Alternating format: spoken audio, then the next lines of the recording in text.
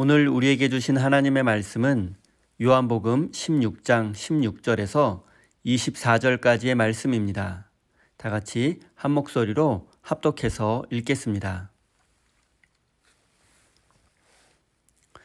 조금 있으면 너희가 나를 보지 못하겠고 또 조금 있으면 나를 보리라 하시니 제자 중에서 서로 말하되 우리에게 말씀하신 바 조금 있으면 나를 보지 못하겠고 또 조금 있으면 나를 보리라 하시며 또 내가 아버지께로 감이라 하신 것이 무슨 말씀이냐 하고 또 말하되 조금 있으면이라 하신 말씀이 무슨 말씀이냐 무엇을 말씀하시는지 알지 못하노라 하거늘 예수께서 그 묻고자 함을 아시고 이르시되 내 말이 조금 있으면 나를 보지 못하겠고 또 조금 있으면 나를 보리라 하므로 서로 문의하느냐 내가 진실로 진실로 너희에게 이르노니 너희는 곡하고 애통하겠으나 세상은 기뻐하리라 너희는 근심하겠으나 너희의 근심이 도리어 기쁨이 되리라 여자가 해산하게 되면 그 때가 이르렀으므로 근심하나 아기를 낳으면 세상에 사람 난 기쁨으로 말미암아 그 고통을 다시 기억하지 아니하느니라. 지금은 너희가 근심하나 내가 다시 너희를 보리니 너희 마음이 기쁠 것이요 너희 기쁨을 빼앗을 자가 없으리라. 그 날에는 너희가 아무것도 내게 묻지 아니하리라. 내가 진실로 진실로 너희에게 이르노니 너희가 무엇이든지 아버지께 구하는 것을 내 이름으로 주시리라. 지금까지는 너희가 내 이름으로 아무것도 구하지 아니하였으나 구하라. 그리하면 받으리니 너희 기쁨이 충만하리라. 아멘. 하나님께서 이 말씀을 통하여 우리에게 은혜 주시기를 원합니다. 하나님의 크신 사랑과 은총이 여러분의 삶에 함께 하시기를 빕니다. 오늘은 고난주간 특별 새벽기도의 첫째 날입니다. 근심이 기쁨으로 변하리라는 제목으로 함께 하나님의 말씀을 나누겠습니다. 세상 천지에 근심 걱정이 전혀 없는 사람은 어디에도 없습니다. 동서고금을 막론하고 모든 인생은 근심과 걱정을 안고 살아갑니다. 지금 근심하고 있는 문제가 사라지고 해결되어도 또다시 새로운 근심과 걱정거리가 생기는 것이 우리의 인생입니다. 그런데 중요한 것은 근심의 내용입니다. 우리가 근심하고 걱정하는 것은 대부분 이 세상살이에 관련된 것들입니다. 어떻게 하면 내가 원하는 것들을 이루고 성취할 수 있을까? 어떻게 하면 안정적인 삶을 살고 성공적인 인생이 될 수 있을까 하는 것과 관련된 것들입니다. 심지어 일어나지 않은 일에 대해서도 근심하고 걱정하기도 합니다. 하지만 성경은 우리에게 이런 세상적인 문제들에 대해서 근심하거나 두려워하지 말라고 말씀합니다. 지금 여러분이 근심하고 걱정하고 있는 문제, 그리고 불안해하고 두려워하는 문제는 무엇인지 한번 생각해 보십시오. 혹시 하나님의 뜻이 이루어지지 않고 사랑과 정의가 무너져 내리고 평화가 없는 이 세상의 모습을 생각하면서 가슴 아파하고 근심하고 걱정하는 분이 계십니까? 신앙생활은 하나님의 뜻에 우리의 마음을 맞추어 나가는 과정입니다. 그렇기 때문에 신앙생활을 순례자의 삶에 비유하기도 합니다. 우리가 믿음의 순례자가 되어서 삶을 살아간다면 세상살이에 대한 근심과 걱정은 내려놓고 하나님의 뜻을 이루기 위한 거룩한 근심에 사로잡힌 삶을 살게 될 것입니다. 오늘 본문 말씀은 보통 예수님께서 제자들에게 하신 고별 설교 또는 마지막 당부라고 불려지는 내용입니다. 16절입니다. 조금 있으면 너희가 나를 보지 못하겠고 또 조금 있으면 나를 보리라 하시니. 예수님은 예루살렘을 향해서 가는 제자들에게 이미 불길한 말씀을 하셨습니다. 너희 가운데 한 사람이 나를 배반할 것이다.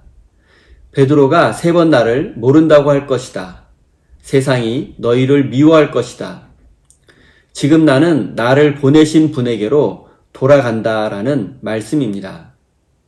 예루살렘을 향해 걸어가는 제자들은 도무지 예수님의 이 말씀을 이해하기 어려웠습니다. 정확히 무슨 뜻인지는 이해할 수 없었지만 뭔가 좋지 않은 일이 생길 것이라는 짐작은 할 수 있었습니다. 그래서 그들은 근심하게 되었고 알 수 없는 두려움에 사로잡히게 되었습니다. 그런데 예수님께서 또다시 알 수 없는 수수께끼 같은 말씀을 하셨습니다. 20절입니다. 내가 진실로 진실로 너희에게 이르노니 너희는 곡하고 애통하겠으나 세상은 기뻐하리라. 너희는 근심하겠으나 너희의 근심이 도리어 기쁨이 되리라. 제자들은 이 말씀의 정확한 의미를 알 수 없었지만 어렴풋이 그 뜻을 짐작할 수 있었습니다. 그것은 바로 예수님께서 예루살렘에서 죽게 될 것이라는 사실입니다. 제자들의 입장에서 한번 생각해 보겠습니다. 예루살렘으로 향하는 제자들은 예수님을 통해서 로마 제국과 부패한 이스라엘이 무너지고 새로운 이스라엘이 건설될 것을 기대했습니다. 그리고 그 나라에서 모두 한 자리씩 차지해서 성공한 인생이 되고 싶어 했습니다. 그런데 예수님은 승리와 성공에 대한 말씀은 하지 않으시고 고난당하고 죽음을 암시하는 어두운 말씀만을 하십니다. 우리는 제자들의 질문과 예수님의 대답 속에서 예수님의 근심과 제자들의 근심이 전혀 다른 것임을 알 수 있습니다. 제자들은 땅의 것을 근심하고 있지만 예수님은 하나님의 뜻이 이루어지는 것에 대해서 근심하고 있습니다. 제자들은 이 세상에 새로운 이스라엘이 건설되어 자신들이 예수님과 함께 높은 자리에 앉아 다스리는 세상을 꿈꾸고 기대하고 있습니다. 그러나 예수님의 관심은 하나님의 뜻을 이루는 것이고 자신이 십자가에서 처형당하더라도 아버지의 뜻에 순종하는 것입니다. 하지만 제자들은 예수님의 마음을 이해하지 못했습니다. 아니, 예수님의 마음에는 관심도 없었습니다. 왜 세상은 기뻐하고 자신들은 곡을 내야 하는지 이해하지 못했습니다. 왜 우리는 근심하고 세상은 즐거워해야 하는지 알지 못했습니다. 제자들이 바라는 것은 자신들이 기뻐하고 즐거워하는 것입니다. 세상을 이김으로써 새로운 이스라엘을 건설하고 그 나라의 주인공이 되는 것입니다. 그러나 예수님께서는 그 반대의 말씀만을 하시니 근심하고 걱정할 수밖에 없게 된 것입니다. 하지만 예수님은 근심하고 염려하는 제자들에게 너희의 근심이 기쁨으로 변할 것이다 라는 말씀도 하셨습니다. 제자들은 지금 자신들의 꿈과 바람이 이루어지지 않을 것이라는 생각 때문에 근심하고 걱정하고 있지만 그 문제는 오래지 않아 해결될 것입니다. 비록 자신들이 꿈꾸던 새로운 이스라엘이 건설되지 않더라도 그리고 스승이신 예수님께서 십자가에서 죽는다 할지라도 하나님은 정의와 평화로 다스려지는 당신의 나라를 이루실 것입니다. 그리고 십자가에서 죽으신 당신의 아들을 다시 살려내실 것입니다. 그리고 그때가 되면 제자들은 근심과 두려움을 이겨내고 다시 기뻐하게 될 것입니다. 예수님은 이 상황을 여인이 해산하는 것에 비유해서 설명하셨습니다. 21절입니다. 여자가 해산하게 되면 그때가 이르렀으므로 근심하나 아기를 낳으면 세상에 사람이 난 기쁨으로 말미암아 그 고통을 다시 기억하지 아니하느니라. 여자가 일생 중에 경험하게 되는 가장 큰 고통 중에 하나가 바로 해산의 고통일 것입니다. 하지만 아이가 태어나고 새로운 생명의 신비를 경험하게 되면 그 기쁨으로 인해서 해산의 고통을 참고 견딜 수 있습니다. 해산의 고통보다 생명의 기쁨이 더 크기 때문입니다. 해산의 고통은 예수님의 십자가의 죽음을 의미하고 생명의 탄생은 예수님의 부활을 의미합니다. 십자가의 죽음은 수치스럽고 고통스러운 것이지만 부활은 그것보다 더 영광스러운 사건입니다. 십자가라는 근심은 결국 하나님의 시간이 되면 부활의 기쁨으로 바뀌게 될 것입니다. 그러니 우리는 더 이상 근심하거나 두려워할 이유가 없습니다. 하지만 제자들은 이 사실을 아직 깨닫지 못했기 때문에 근심하고 두려워하고 있었던 것입니다. 우리 인생도 마찬가지입니다. 고난과 고통 가운데 있을 때에는 너무나 두렵고 힘이 듭니다.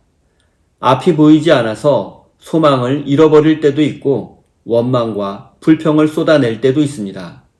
하지만 시간이 지나고 하나님의 때가 되어서 모든 것을 깨닫게 될 때, 그때서야 하나님의 섭리를 이해하게 됩니다. 많은 사람들이 고난과 고통의 현실 속에서 하나님은 왜 우리 인생과 이 세상에 이렇게 어두운 일들을 허락하셨을까 하며 하나님 탓을 하기도 합니다. 우리는 하나님을 향해서 왜라는 질문을 끊임없이 던집니다. 그러나 분명한 사실이 있습니다. 그것은 하나님은 하나님의 뜻을 이루기 위해서 일하신다는 사실입니다. 우리의 바램과 소원을 이루기 위해서 일하시는 것이 아닙니다. 제자들은 예수님께서 십자가에서 죽으면 하나님의 나라는 이루어지지 않을 것이라고 생각했습니다. 하지만 하나님은 예수님의 십자가를 통해서 모든 사람을 구원하시려는 하나님의 계획을 이루게 되었습니다. 십자가의 고난을 통해서 하나님의 뜻이 이루어지게 된 것입니다. 그리고 예수님의 십자가와 부활을 경험하게 된 제자들은 완전히 새로운 사람으로 변화되었습니다. 그들의 근심은 기쁨으로 변하게 되었습니다. 사랑하는 성도 여러분, 우리의 인생에는 우리가 알 수 없고 이해할 수 없는 근심과 고통이 있습니다. 그러나 하나님은 그 근심과 고통을 기쁨으로 바꾸어 주실 것입니다. 우리의 인생에 의미 없는 근심과 고통은 없습니다. 하나님은 우리의 모든 근심과 고통을 하나님의 일에 사용하실 것입니다. 또한 근심과 고통 속에서 위로하시고 회복시키시는 하나님을 만나게 될 것입니다. 사랑하는 우리 세임교회 성도 여러분, 이유를 알 수 없고 이해할 수 없는 고통을 만나게 된다면 믿음으로 견디며 하나님의 시간을 기다리십시오. 하나님의 때가 되면 모든 것이 밝히 드러나고 모든 것을 깨닫고 이해하게 될 것입니다. 하나님께서 여러분의 모든 근심을 기쁨으로 바꾸어 주실 것을 믿으며 하나님의 뜻에 순종하는 믿음의 사람이 되시기를 예수님의 이름으로 축원드립니다. 우리 다 함께 주신 말씀 가슴에 새기며 기도의 자리로 나아가겠습니다.